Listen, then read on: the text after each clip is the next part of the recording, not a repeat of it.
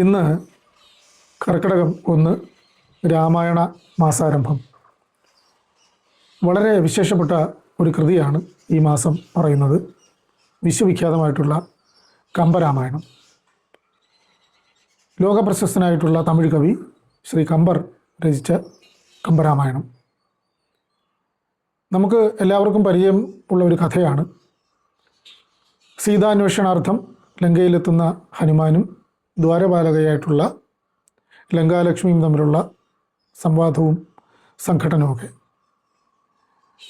അങ്ങനെ ഹനുമാൻ്റെ അടിയേറ്റ് വീണ ലങ്കാലക്ഷ്മി കുറച്ച് സമയം കഴിഞ്ഞ് ബോധം വീണ്ടെടുത്ത് അവരുടെ പൂർവ്വകഥകളൊക്കെ ഓർമ്മിക്കുന്നു. അത് ഹനുമാനുമായിട്ട് പങ്കുവയ്ക്കുന്നു. ഹനുമാനിൽ നിന്നും മോക്ഷം പ്രാപിക്കുന്നു. ഈ ലങ്കാലക്ഷ്മി മറ്റാരുമായിരുന്നില്ല, കൈലാസത്തു നിന്നും രാവണൻ്റെ നിർദ്ദേശാനുസരണം ലങ്കയിലെ ദ്വാരപാലക ആയിത്തീർന്ന ശ്രീ ഭദ്രകാളിയാണ്. അങ്ങനെ കൈലാസത്തിലെത്തിയ ശ്രീ ഭദ്രകാളി ശ്രീ പരമേശ്വരനോട് തനിക്ക് രാമരാവണ യുദ്ധം കാണാൻ കഴിയുന്നില്ലല്ലോ എന്ന് സങ്കടം പറഞ്ഞു. അപ്പോൾ ഭഗവാൻ അതിനൊരു പരിഹാരം ഉണ്ടാക്കി. ദേവിയോട് പറഞ്ഞു, തിരുവണ്ണനല്ലൂർ എന്ന് പറയുന്ന ശിവക്ഷേത്രത്തിൽ പോയി വസിക്കുക. ഞാൻ അതിനടുത്ത് ജനിക്കും. എന്നാൽ എഴുതപ്പെടുന്ന ഒരു കൃതി പാവക്കൂത്തായിട്ട് അവതരിപ്പിക്കും. അപ്പോൾ ദേവിക്ക് അതിലൂടെ രാമരാവണ യുദ്ധം നേരിട്ട് ആസ്വദിക്കാം എന്ന് പറഞ്ഞു. തിരുവണ്ണനല്ലൂർ എന്ന് പറയുന്ന സ്ഥലത്ത് ആ ക്ഷേത്രത്തിലെ വിശ്വാസികളായിരുന്നു ശങ്കരനാരായണനും ശൃംഗാരവല്ലിയും. അവർക്ക് കുട്ടികളില്ലായിരുന്നു. അങ്ങനെയിരിക്കെ ശങ്കരനാരായണൻ മരിച്ചുപോയി. ശൃംഗാരവല്ലി വിധവയായി. ആ വിധവയായ ശൃംഗാരവല്ലിക്ക് ഒരു കുഞ്ഞ് ജനിക്കുന്നു.